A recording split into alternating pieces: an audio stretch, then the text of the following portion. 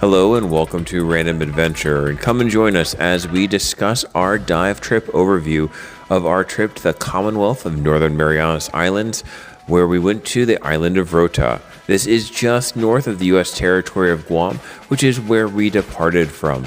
There are two carrier options. There is Star Marianas and Max, both of which provide prop plane service to Rota from Saipan and Guam. Both service with about a 10-seat prop plane, and they were very convenient and quick to load.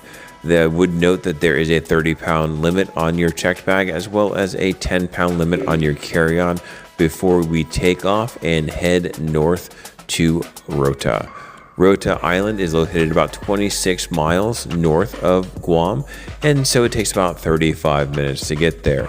The airport is on the northern side of the island, and we will then drive south to the main city and all of our dive locations.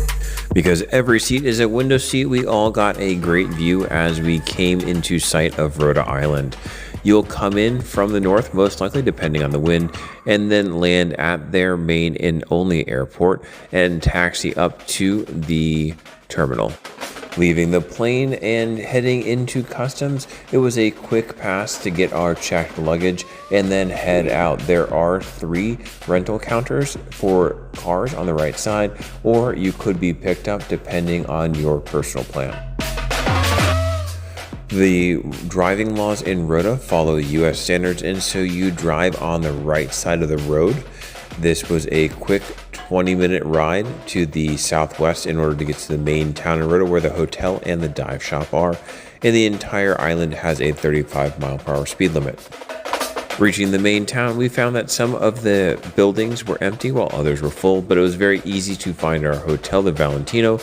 We ended up getting a 2-bedroom, 1-bath suite, and so that worked very well for us with both queen beds and a small kitchen area, as well as some beautiful balconies with great views over the bay that we would be diving in.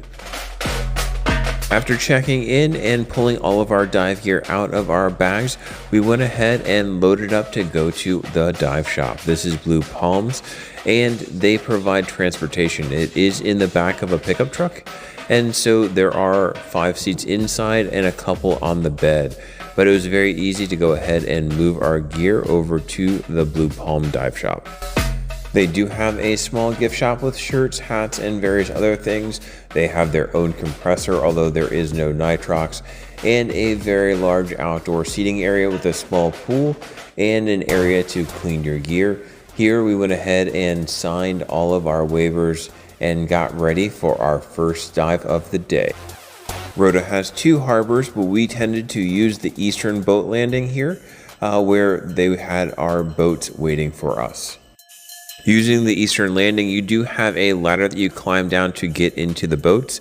They do have 2 boats. There is this one that is the smaller, that has the cover, single hull, and single engine, and then the larger one, which is a 7-person plus crew, which can depart as well. We used them in tandem for our group, and both of them left from the pier and headed out from there. Although specific conditions can change and will change on a daily basis, Rota does not have a lagoon that protects the harbor, and so it was a little rougher than I expected or was used to. And here are the highlights of the 8 dives we did while we were on Rota Island. We did 2 dives in the afternoon after our arrival. We did 4 dives on the second day and 2 dives on the third day to enable us to leave on the 4th at the right time. When asked what our favorite Rota dive was that we did, the number 1 answer that we came up with was actually Rota Hole. It is a unique and different experience to see that light ray shooting through the cavern, and it was extremely enjoyable to dive such a large open cavern as well. The number 2 was really the Shon Maru. That was the World War II wreck that was in 100 feet of water and was not quite intact, but it was definitely all in the same place. And so that made it very interesting. The third most common was a tie between Jerry's Reef and Coral Gardens. and those two were both due to the high level of marine life and schools of fish that we got while we were there. They just were a lot of fun to swim through and explore. While Coral Gardens was predominantly large fish, Jerry's Reef had the same amount of fish, but it also had garden eels, a lot of clownfish that with their resident anemones, and it also had the single turtle that we saw on the entire trip. One thing that all members of our group talked about was the extreme water clarity here. We believe that it's due to the fact that there is no lagoon, and so you have a constant flow of fresh water from the ocean. Also, with the cliff line, the level of groundwater that is running in is very low, so it creates this clarity. There is also an honorable mention. That is that outside of the Rota hole on the left side as you're exiting, there is a color changing soft coral that is really amazing. As you touch it, it definitely changes color dramatically. Our go-to restaurant for the trip was Pizzeria. This is centrally located and had a great staff. It has indoor dining with air conditioning for those that are dry, and if you're wet, you can actually sit outside and still have great food. The pizza was good and consistent with good options. They also had good fajitas, as well as BLTs and other food options, including their taco tray. Paris, or the Uncle's restaurant, had a really great breakfast and omelets. Its dinner and lunch were okay, but the sisig was the best thing on the menu. Puesto Grill is directly across from the Pizzeria, and it had consistently good to great food, the best burger that we had, and the club sandwich was amazing. As with most towns and small islands, the stores carry a wide variety of things, and here at Island Heart they had great murals as well as a wide selection of snacks, food, electronics, t-shirts, and other things. The biggest thing that they had that we recommend is the soft serve that comes in different flavors.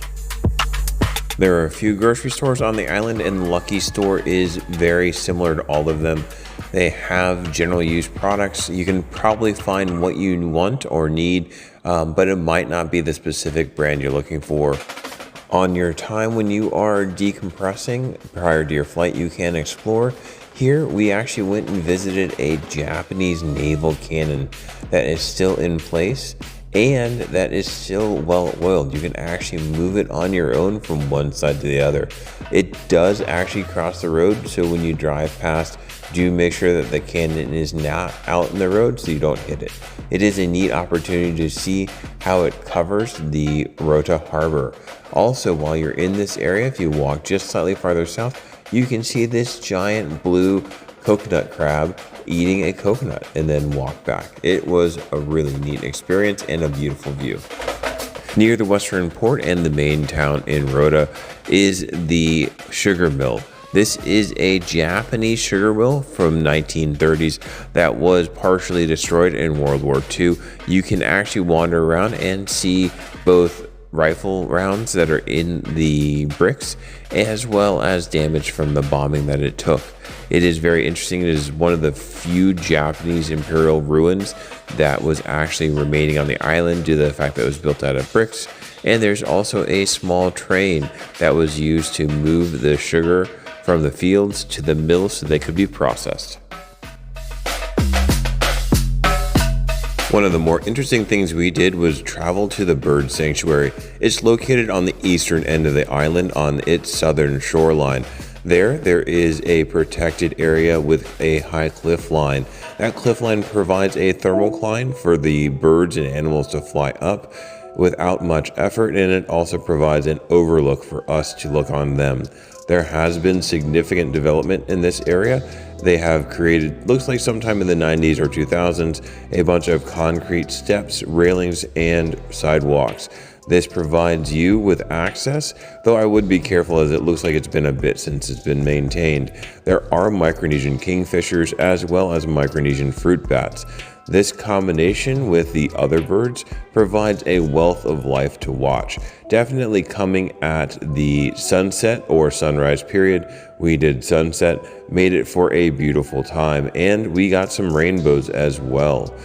Then we stayed for about an hour until we hit sunset, and watching the sun come down into the Rota valleys was a really nice end to our day before we headed back for dinner.